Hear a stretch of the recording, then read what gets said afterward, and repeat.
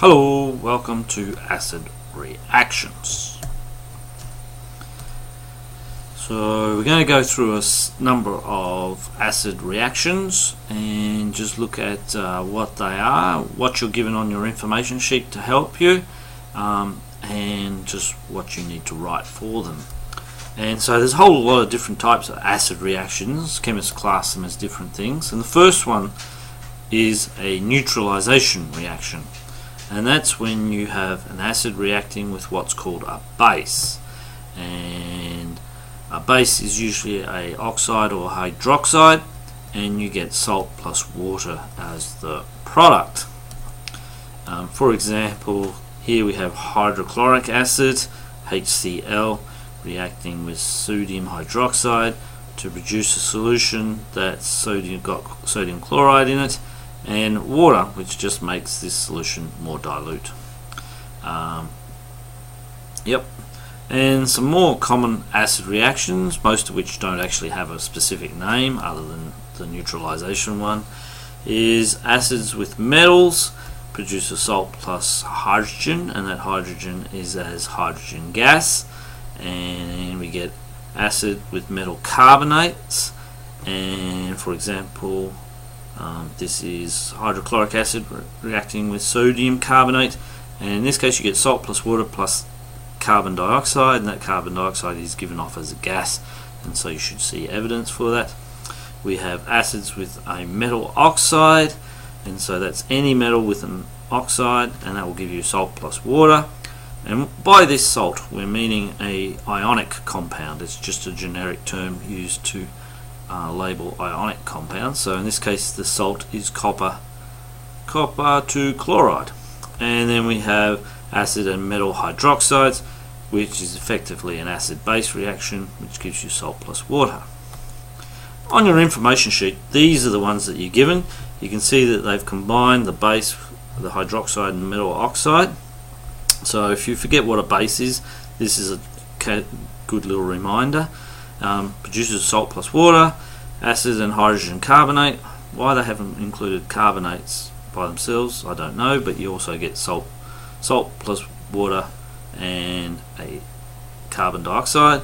Reactive metal, you get salt plus hydrogen, and the thing you need to remember here is this hydrogen is as hydrogen 2, and it's a gas.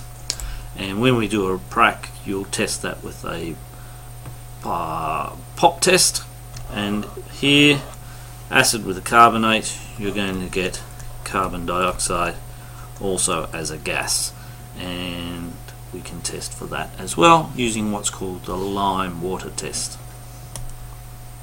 So that's on your information sheet, so you don't have to remember that, but it doesn't give you any examples, but that will at least help you work out what you're going to get. Now the trick to these ones is of course recognizing that you've got this situation here, and students often don't recognize that they've got an acid reaction because they don't recognize they've got an acid, or they don't ask themselves, is this an acid reaction, and therefore they don't know what they've got to do, and they try and treat it like a precipitation reaction, or they just try and fudge it. So it's just something you've got to be in tune with. So these are the most common acids we'll be using. They're not on your formula sheet, so you're just going to have to get used to using them and recognizing them. Nitric acid, HNO3, hydrochloric, HCl, sulfuric, H2SO4, and acetic acid, CH3COOH. We write this one a little bit differently because it's essentially an organic acid, and therefore when we write organics we show a little bit of their structure, whereas these guys are called inorganic.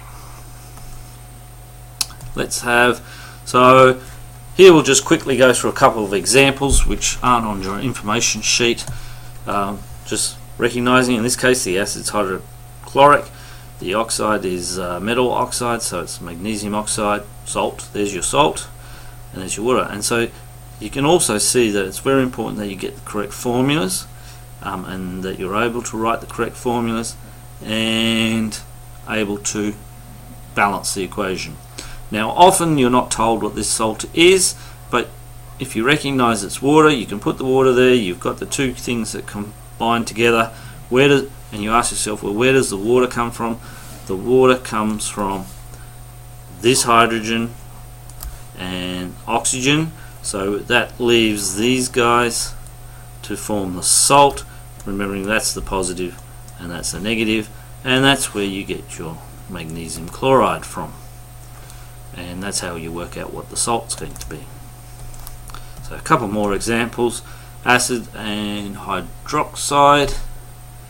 There's a hydroxide producing a salt. Acid and carbonate gives you a salt plus water plus carbon dioxide. There's an example. Now these are full equations, and most often you'll be asked to draw the full equation. And acid and hydrogen carbonate, there's an example of that as well. And lastly, acid and metal, producing of course the hydrogen gas, which you need to recognize. Writing balanced equations of neutralization. Okay, so this is a neutralization reaction. Well, we didn't know it was a neutralization if we were just given this question, but we would see it's an acid, and we would see that it's magnesium carbonate. So this is an acid plus metal carbonate, or an acid carbonate reaction. And so you'd look at that, look up your information sheet, and you see that it's going to give you a salt plus water plus, and the carbonate's the clue. Carbonate has a CO in it, so that's going to be carbon dioxide, and your task is to identify the salt. Right, let's move that along. And so these guys do it. There you go. And the salt in this case is going to be magnesium sulfate, because where does the water come from? The water comes from the hydrogen and an oxygen. That leaves a carbon dioxide there, and that really only leaves magnesium sulfate that hasn't been used up in anything, and that's where your salt's going to come from. And remembering to balance if necessary. So you should be able to do all these questions, trying to look out for acid reactions, and we'll do those in class, and so you get plenty of chance to do that.